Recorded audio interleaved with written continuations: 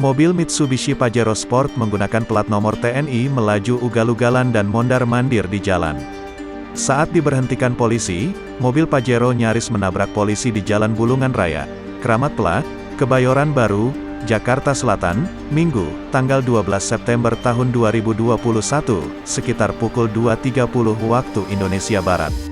Saat diperiksa polisi, pengemudi berinisial FF, 20, mengeluarkan kartu anggota TNI lewat kaca mobil. Setelah diperiksa, ternyata plat mobil TNI tersebut adalah plat palsu.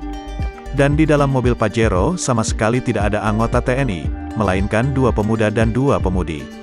Saat digeledah, polisi menemukan plastik berisi banyak SIM card ponsel, obeng, dan kartu identitas berupa SIM, KTP, serta kartu bertulisan Kementerian Pertahanan Republik Indonesia. Awalnya, FF mondar-mandir dengan kecepatan 30 km per jam di Jalan Bulungan Raya yang tengah sepi. Kecurigaan polisi muncul saat melihat Pajero Sport tersebut menggunakan nomor polisi mirip plat dinas TNI.